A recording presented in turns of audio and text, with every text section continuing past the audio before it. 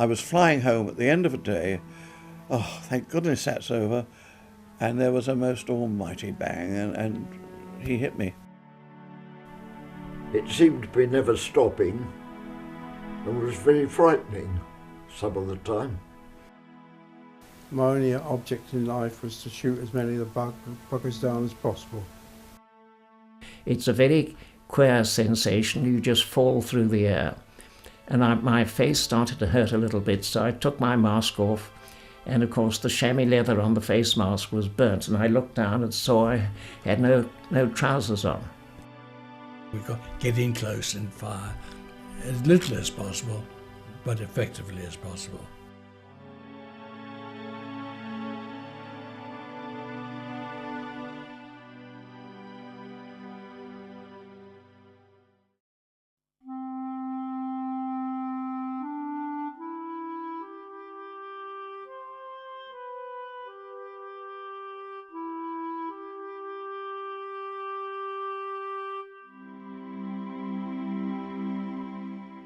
I didn't want to be in the PBI, the infantry, and I thought, well, if there's going to be a war, the best thing to be is a fighter pilot. So I joined up in the RAF-VR. It was arranged for us to go and do some flying with a company, and we flew in Tiger Moths.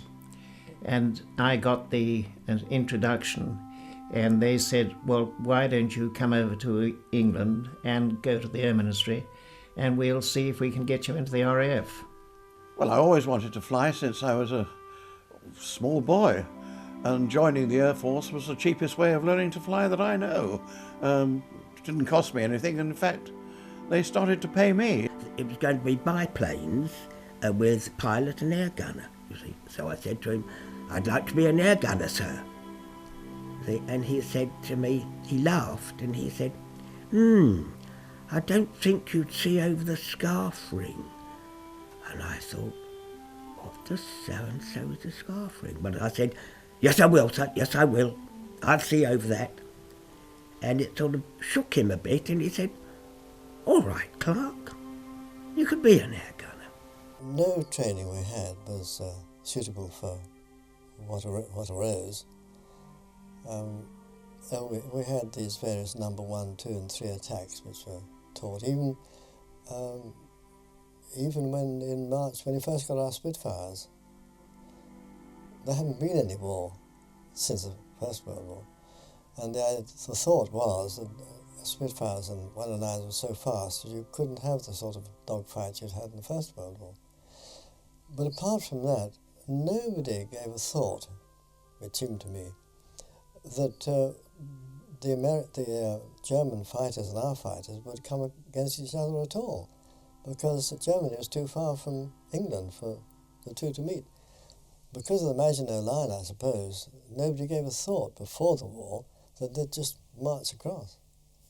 It's not generally realised that most men at that time, youngsters, in business, felt obliged to join one of the territorial armies. And I wanted to join the Honourable Artillery Company because they had horses. And when the horses went and they took tanks over, I then saw an advert one day, learn to fly and serve your country, so which I did. And as soon as I started flying aeroplanes, I realised that was the world I wanted to join. This is a great thing about a fighter squadron in war.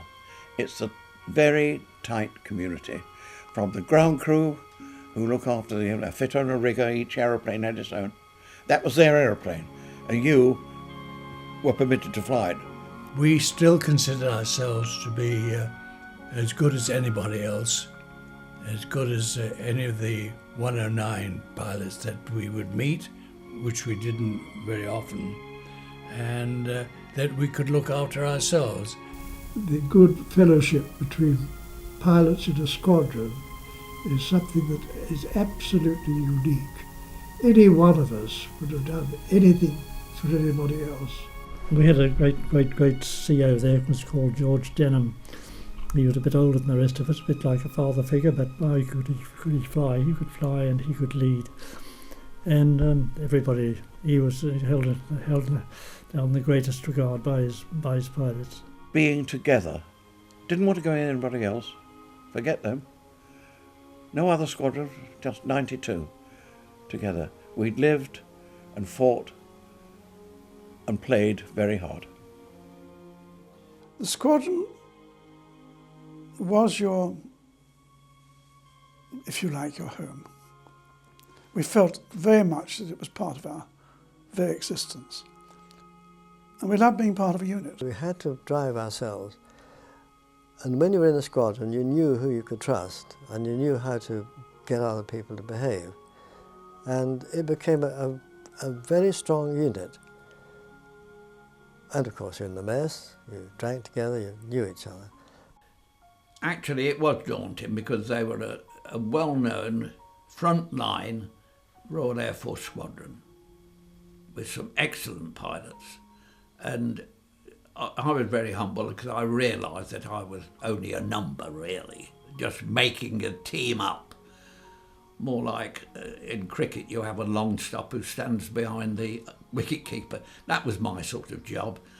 And I was just making the numbers up because, quite frankly, I hadn't got a clue. Let's be honest about it. Coming straight from a training school to there. And the squadron commander realised that because I think I only did about 3 trips with 32. And he said, you were 3 of us. He said, you 3 pilots, you 3 sergeant pilots are useless. I can't have you here. And he sent us to Sutton Bridge to continue our training where we flew Hurricanes in training. We didn't fly initially with any sort of overall, except the ones we bought ourselves. I bought one for £1, I think, before the war, and I wore that as often as I could. We used to be provided with a Sidcutt suit, which was a great big clumsy affair, designed really for open-air cockpits, with fur around your neck and that sort of thing, which we didn't wear. And we were also provided what we call goon skins, or Sidcutt suits, which were far too bulky. And then we provided with goon skins with things that went over our heads, which were ridiculous, because when you turned your head to look behind you, all you did was to disappear into the fur behind the hood.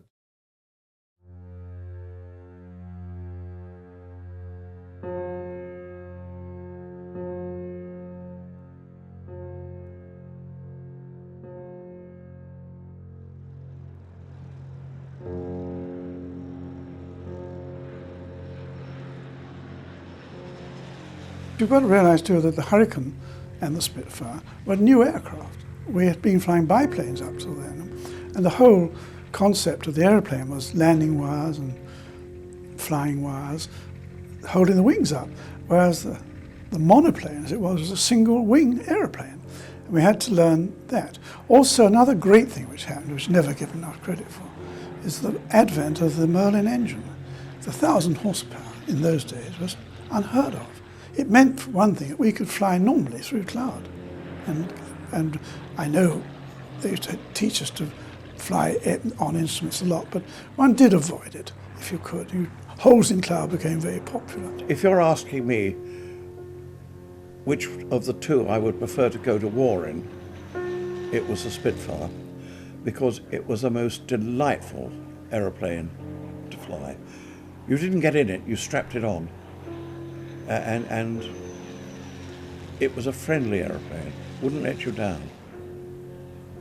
I taxied out past the Spitfire up on its nose and took off. Bloody marvellous. You felt you'd been flying it all your bloody life. A lovely aeroplane. It was lovely to fly, but it had 2 disadvantages. Well, one disadvantage which one could see in 2 different occasions. One was that if you tried to pull up after you'd landed, because you were short of runway or grass, whatever it was, many people tipped up in the nose because the centre of gravity was so near the wheels. The other thing was that you couldn't see straight ahead on the ground at all, and people happened to collide with other people.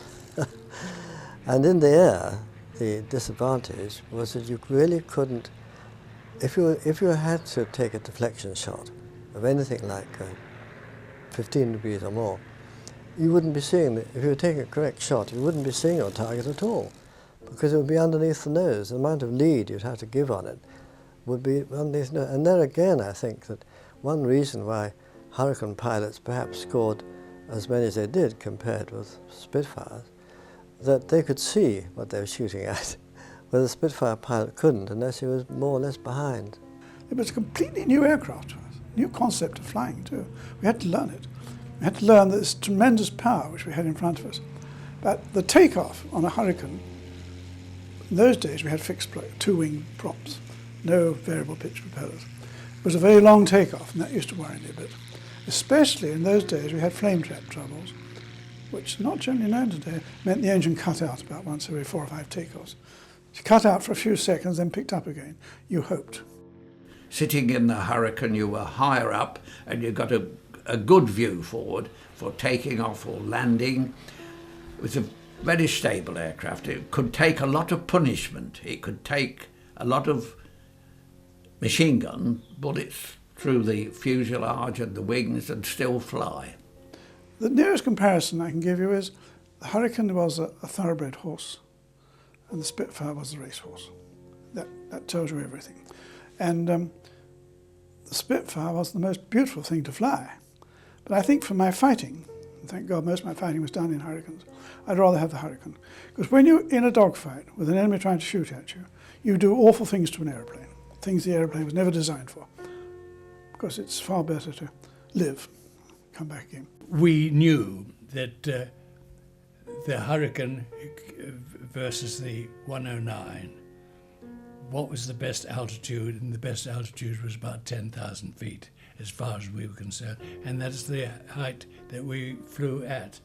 And what we knew with the Hurricane was that if caught out, if you went around in circles, you could fly out of range and keep out of range.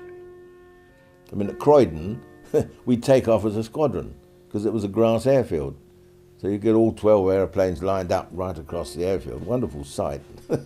And all 12 Hurricanes would get airborne at the same time. So and then form up into your 4 Vics and climb up together. So it was quite efficient in that respect, but not as good if there were 109s about.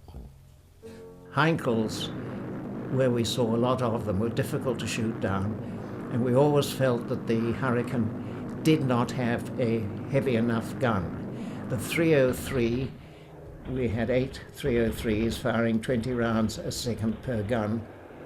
They were all armour-piercing and armour-piercing incendiary, and you could see these exploding on the aircraft's wings, but a lot of the time they did not appear to be doing any damage.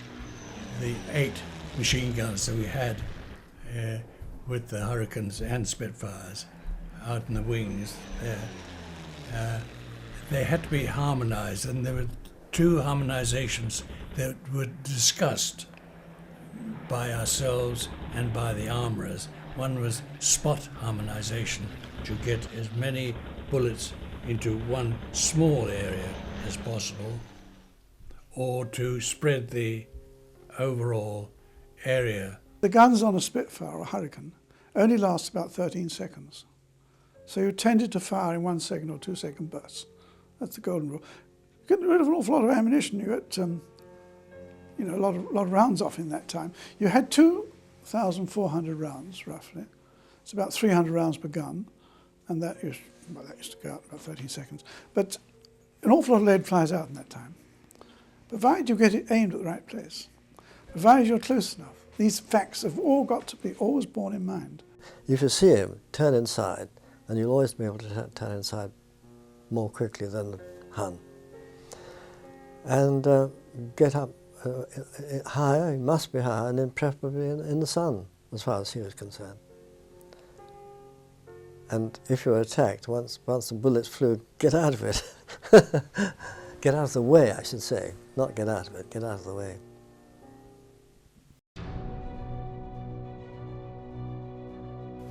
The first time I fired my guns in anger was at 150 plus Heinkels over Maidstone. And that was the first time that I started to know what it was all about. But probably the one disaster area in combat at that time, and I'm talked about when I was with 41 Squadron, was they used to have a weaver, top and bottom, who was normally a sergeant pilot. And you would weave and give top cover to the squadron. But to keep up with them and weave, you were losing more petrol than they were. And suddenly the squadron leader would turn off in one direction and you'd turned off in another. So then you had to go straight, fly straight and level to try and keep up, which was a rather hazardous procedure. The form was that when you took off, you joined up, and there were 2 flights, and each flight had 6 aircraft, so there were 4 threes, so to speak. In the event, there'd be 3 threes in line astern, and 1 in the box, and 2 of that last would be weaving above, trying to keep up a little bit ahead, and they'd be watching your tail. And I think in '92, if I'm not right, we continued with that well into the Battle of Britain. The Germans' tactics were good, and we'd been taught to fly World War I tactics of tight formations of Vic to show that we were well disciplined in the air, I suppose, as much as anything. Actual fact, it was a recipe for disaster. If we could have been killed, and we were, picked off. The Germans used to pick us off one by one. We weren't looking behind us. The first Spitfires, believe it or not, had ring and beads, even in the First World War. But then we had the reflector sight, which was really a more up-to-date presentation of the ring and bead. But people couldn't hit anything as a result of deflection shooting to save themselves. And the only way to hit anything is to get directly behind the other chap, as close as you possibly can, close your eyes and fire. It's very little more than that. And one object of combat was to get behind the aircraft, which wasn't always easy. And I suppose if you failed, all you did is to make certain no bugger on your tail could get at you. That was the number one for me.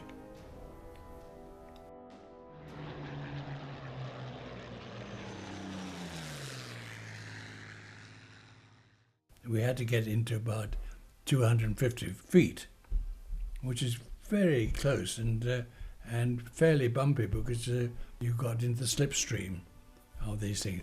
But that was the only doctrine we got: get in close and fire as little as possible, but effectively as possible. Man, I was able to pull my guns into one point, and the nearest I get without hitting the wingtips was 167 yards. I do know that. They come onto one point.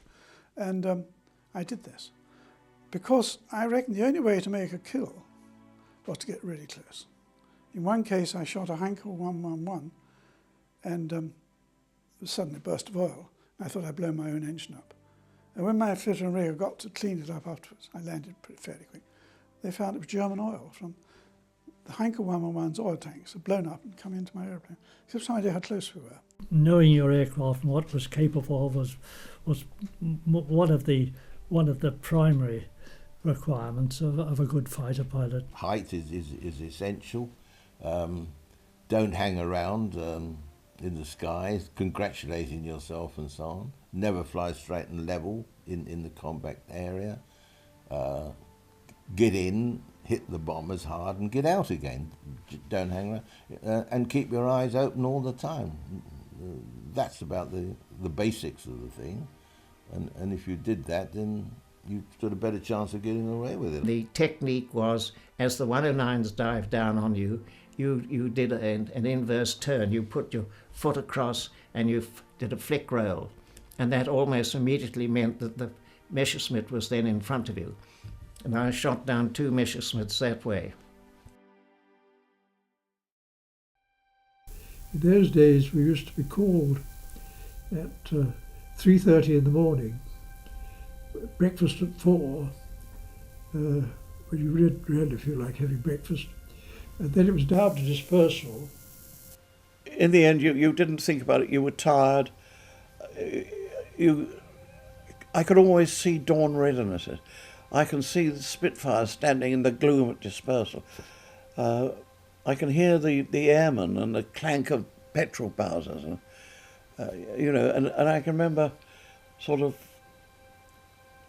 looking up at the sky and thinking, oh, it's going to be a lovely day again. Oh God, another dawn, Readiness started at daybreak or dawn, and the first squad raids were never known to be mounted up that early. So one flight would be detailed to go on readiness at dawn. It was a funny sort of time. You just sort of fool around. I think we had a football we knocked around with. When we were in North Weald especially, we used to get a lot of information from sector ops on the state of the enemy.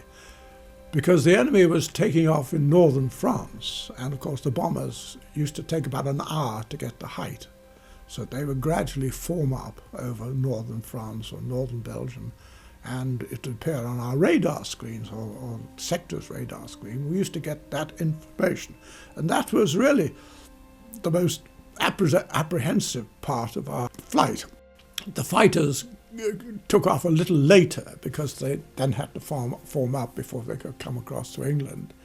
So it was the period before the fighting that when we were having these messages passed to us to what was happening, 20, 30, 40, 50, 100 plus, 150 plus, my God, and there were only 12 of us. I was saying, where do we start? And eventually we'd be scrambled. Now, as soon as we're scrambled and the fighting started, you didn't give it a thought. At least I never gave it a thought. Anyway, I was too busy avoiding the blokes sitting flying next to me and looking for the enemy and getting out of the way of the ack-ack, because the ack-ack used to come up in sheets all over the place, and as often as not we'd be hit by our own ack-ack, and just as often as we were hit by the enemy. But no, the actual business of fighting is the easiest part of it. It was the tenseness of the actual operation. And I suppose in many ways the waiting was worse than the actual action. Because when you're in action, you've got something to occupy yourself. It was difficult for the southeast early on, but once the enemy began, they thought the best way of flying was to get massive squadrons of bombers and fighters together. And this meant that they had to collect on the other side of the channel. And our radar was sufficiently good to be able to see this going on. So we had time to get up, but not to get straight into the fray. And although 11 Group, which I was in, had to get up and into the fray as soon as possible, 12 Group, although they buzzed because they didn't get into the fray straight away, they did have the opportunity, if they were sent off, to fly back and gain height and then get at them either over London or on the way home again. Tea time on a Sunday. I don't know why. The Germans used to love that. Tea time, they used to mass up. We could see them forming up on their, well, our radar boys could see them and they used to tell us, oh, they're forming up now. And they used to start their bomber formations over the coast of France. We used to see them over there from our talk. And then we used to finish off our tea, get near our aircraft, and we'd take off ready, and when the scramble, when we were told to, and told to go. In our main thing, it was over Weymouth, of all places, because that's where the Navy had its oil tanks. We looked forward to the second breakfast and the tea when the NAFI arrived. You were sitting there really dreading the telephone ringing. Sometimes just to tell you that the NAFI had arrived, but more often than not it was a scramble. We'd be usually up at first light, out to the dispersal, and the aircraft would be warmed up by the ground crew, and you would sit around awaiting instructions. And the telephone would ring, so you'd all be on the alert. Waiting for that telephone to ring was the most exhausting part of being a fighter pilot during the Battle of Britain. When it rang, the message may be, the NAFI is here with tea. which was you enjoyed the tea, but somewhat shattering. When it rang and you were scrambled, it was a wonderful relief. Once you were strapped in the aircraft, in it, then you felt, you know, we're on our way, we're doing something. You would hear a chap answering the phone. No, Corporal Smith has gone to breakfast, he's not here, I'm afraid. Put the phone on, we would all relax. And this would happen so frequently, we'd say to each other, God, when this war's over, I'm not going to have a damn telephone in my house. The fitter and the rigger were there, and with the starter battery alongside, plugged into your aircraft. A chap would suddenly shout, holding the telephone in his hand, 32 Squadron, Patrol, Ashford, Angels 15. Immediately you got the scramble, you just probably ran about 30 or 40 yards, jumped into the aircraft, pulled your parachute on, and within possibly 2 minutes you were taking off. I used to put my parachute in the cockpit with the harness over the back of the seat. It used to go on the port wing, which is just as well because you walk up and under it, grab the two straps, pull away. It fell on your back, bit came round here, you click, click, bit bent down, strap between your legs, and then click, click, and you're finished. On occasions, of course, we did sit in the aircraft. We were brought to what they called readiness, sitting in your aircraft. And we were sitting there with the parachutes on, with helmets on, and just sitting there as I'm sitting here now, sitting in the aircraft. And then you get the signal to scramble. There's suddenly a very pistol would fire a signal, the light would go up and you'd go off. Sometimes it would be a flight or section takeoff, a flight, or even a squadron takeoff. And you were concentrating on, well, getting out onto the airfield, getting into formation, taking off, settling down and formating on your section, flight commander and so on, wondering what the hell was going to happen, because you didn't know. I mean, every time you scrambled, you didn't know whether you were going to get involved in action or not, and quite often you didn't. But the feeling was always there that you know, life was going to get a bit dicey. Fear, as we all know, is the unknown. So as you got more experience, the fear to some extent diminished. But with the average pilot, I don't think ever lost fear, because no one wanted to die. It was awful. No other word to put it. You suddenly found yourself up against enormous odds. I'll give you one example. 6 of us ran into 40 Ju-87s one day. We shot down 14 of them, and they ran off. Now, as we left, we were out of ammunition, another 150 87s came in. It was that thing. We were never overawed by the Germans. We were certainly outnumbered. We seemed to get a lot of calls where someone would say, a section wanted over at so-and-so. So we'd take off and fly over so-and-so, and fly up and down looking, and then eventually they'd say, no, forget it, it's all finished. It depended on the fighter controller, and they varied greatly in skills in being able to manoeuvre their squadrons into the right position. It was always going in from the front, and we saw in the distance you'd see a big black cloud. It looked like a thunderstorm, but it actually was a formation of probably 200 German bombers coming in. Above them you could see the 109s as they were turning and twisting above the bombers to protect them. And he would take us in on these head-on attacks, which we hoped we could get there before the 109s would come down onto us to protect their bombers. And invariably we would, because we'd go in a head-on attack. You'd go straight through the bombers, you'd fire your guns, If there was any knockdown, of course the senior blokes would claim them, and down you'd go. That was it. You'd then be attacked by these 109s, and it was a matter of looking after yourself then. It was every man really for himself then. It's that you're destroying an enemy aircraft. They have to be destroyed because they're flying over your country. That is the feeling. You don't think of the 10 men or 6 men in the aeroplane. In fact, if you did, perhaps you would be so keen about it. When you first saw several hundred bombers blackening the sky and a horde of fighters sitting on top of them. And so then, of course, Squadron Commander would lead in to attack the bombers. We would follow, by which time the German fighter escort had come down and started getting mixed up with us. So you finished up trying to kill them as they tried to kill you, and you didn't get much chance at the bombers. Not as we were always the number 2 flight to attack, because A flight, which the CO led, they'd go in first and B flight were left to follow.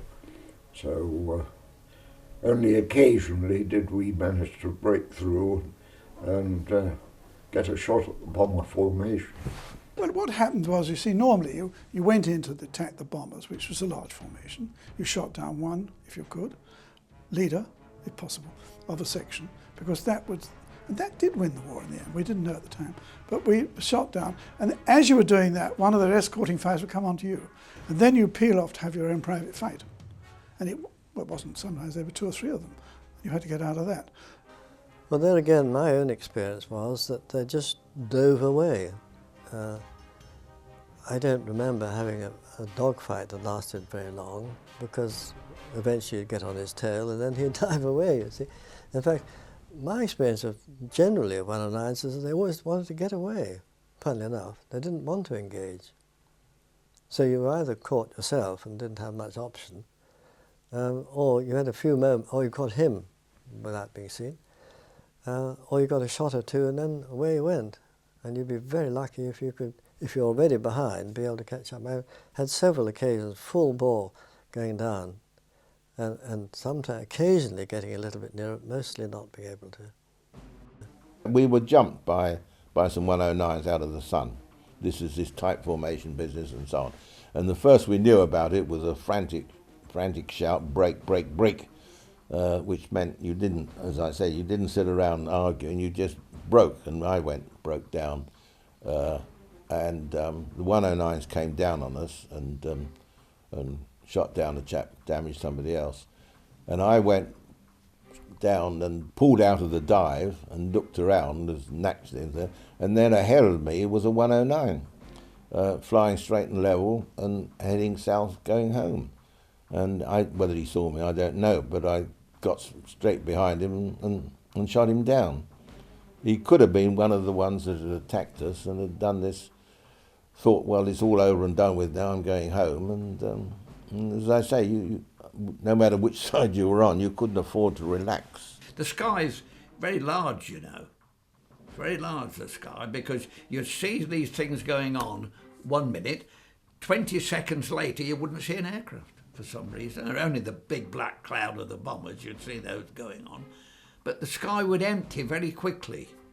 It's certainly true that when you go into combat for the first 2 months, you're very vulnerable. When I first went into battle, I was on a very steep learning curve. I was learning to fly the aircraft and endeavouring to learn how to shoot. And certainly on my earlier flights, someone would shout on the radio, break, that meant we were being attacked.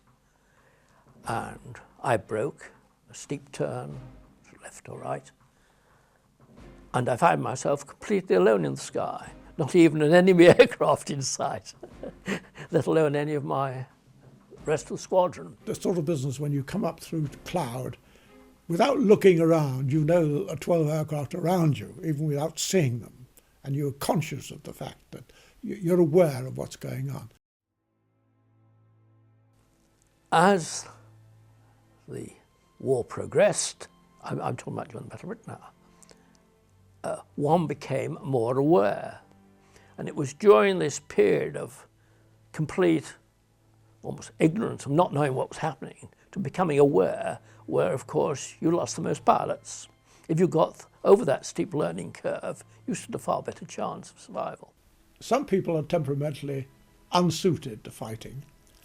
You have, in any squadron, you have groups of people. You have people who are very good at it, people who are not so very good at it, people who are never aware of what's going on around them, and people who just don't want to fight.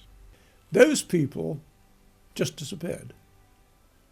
Nobody made a fuss about it, they just disappeared. I remember flying back when I'd finished my ammunition at some 1,000 feet or so back towards Vigar. And it was the only occasion, I think, that I really felt a thrill about the affair. I thought, I've done it, I've got some bastards. And that was it. The rest of fighting wasn't a particular thrill, but I felt that I'd done something. At the late stage in the Battle of Britain, we were privy to the orders that were going out to the Luftwaffe overnight for the next day's raids. And if we'd made absolutely full use of that, they couldn't give the game away. So what they did was this Jim Crow flight. The unit that I had volunteered to join was called the Jim Crows. Now, we started off with Hurricanes first, and our job was that as soon as the radar that existed saw activities in France, they called on us to take off, to intercept these formations, and to give as much information back to 11 Group as to the formation, the numbers, the heights, and the directions. We were sent off in pairs to think, and it was a very hairy one because everybody liked the look of two airplanes by themselves, both the Royal Air Force and the German Air Force, and we were being attacked the whole time by either one or the other, and having to verify that we were either friendly or unfriendly to whoever was attacking us. So we had to keep our eyes firmly open, but none of us were ever shot down. We were too experienced for that. I took off from Vigar with the first sight or blips on the radar to go and fly up and down just off our coast to see if I could see when they began to move and send that back, and that would give some better idea than the radar. I suppose not to attack anything, because my job was to do that. Why not pairs? I don't know. That was in the middle of June, July, something like that. So off I went, scrambled, climbed up to 25,000 feet, tooled up and down. I did see two 109s, which I reported there about 1,000, 2,000 feet below. They'd seen me and they started manoeuvring to come up. So what could I do about that except to go down and get one of them? So whether that affected the result, I don't know. At least I had reported them, but I didn't stay up there to report the numbers of bombers, etc.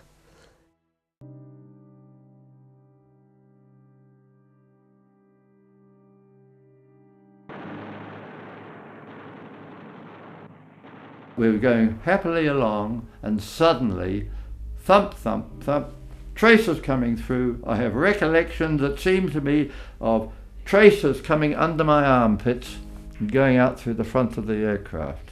Then suddenly there was a smell of oil and cordite. This is why I think the gunner must have got a burst off when I think back at later. And that was it. Suddenly my engine just stopped. There I was, 1 minute, shooting, and had the button pressed for, I know, a nice good long burst, about 3-4 seconds. And the next thing I knew was, there I was in midair, and all I could see of the aircraft was a wing fluttering down as if it was a leaf. And as I dived underneath him, all his perspex had broken away, and both his engines were on fire. And as I dived underneath, I thought, that's great, till I realized he had put one bullet through my spinner and my engine was failing. I looked down and saw a large field. We were told, don't bail out. Always land if you can. My plane was shot to pieces, and I had to bail out. And I tried to jump. I opened the hood and tried to jump, but I was still plugged into the radio. I thought, God, you know, I'm going to go into the water. I've got to get out of here quickly. And for some stupid reason, I undid my straps, thinking, oh, we're going to hit the water and I've got to get out quickly. Well, obviously, I hit the water, all right. The next thing I knew was I was in black water. It seemed to be black water. I'd obviously been knocked out, and the airplane had sunk, and I was well down in the water. But I was able to get myself out of the thing, and I could see that it was just, I could see light above, and I managed to get myself to the top. And then I saw the blood all around the place, and then I realised the side of my face was hanging down here because I'd let it happen. Well, then I blacked out again. And I was in the water for quite a while. Again, there's a cloud above, no idea which direction was which, even if no sign of land, no idea in which direction I should swim, if I should, or whether I should even bother. And I didn't really think I should even bother, there didn't seem to be any point. And then over the horizon appeared the hull of a vessel. And I quite soon realised that it was a German vessel. They had flying a German flag. Anyway, they took me aboard. And I was greeted by a junior officer. For you, the war is over.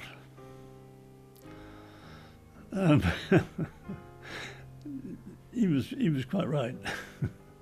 It was. I'd got the canopy open. It was all ready with the canopy open. All I did was pulled the clip, lifted myself up, and out I came like a cork out of a bottle. I didn't have to climb out. You didn't climb out of Hurricanes or Spitfires, fighter aircraft. You just eased yourself out of the seat, and the slipstream of the aircraft would pull you straight out.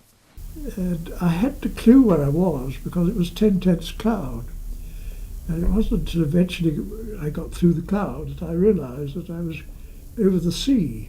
So as I went down, I could see the coast drifting further and further away. I finished up, as I landed in the sea, about a mile offshore. And I landed in this enormous field, jumped out of the cockpit, and a bloke was rushing up at me with a pitchfork saying, I'm going to kill you, you bloody German. And he rushed at me and was chasing me round the Hurricane when fortunately the army arrived. Unhappily, my aeroplane was lost because my friend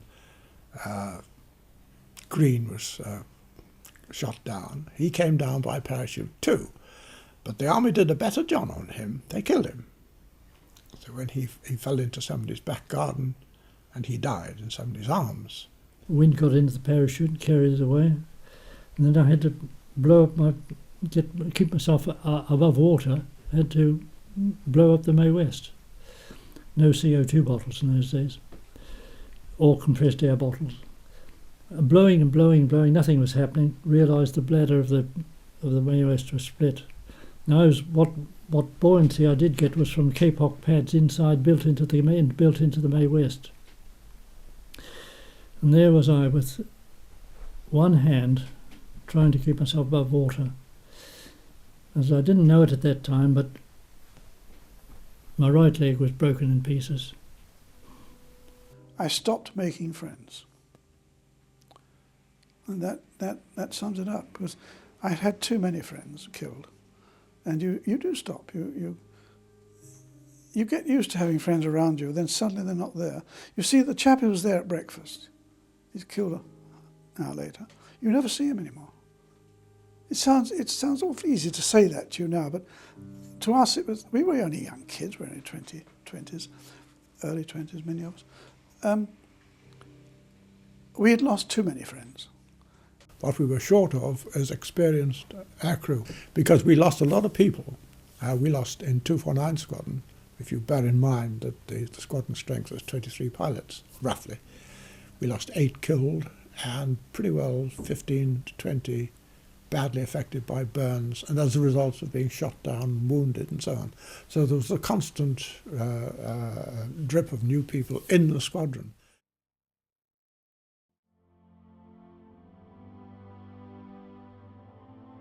I didn't realise I was part of history.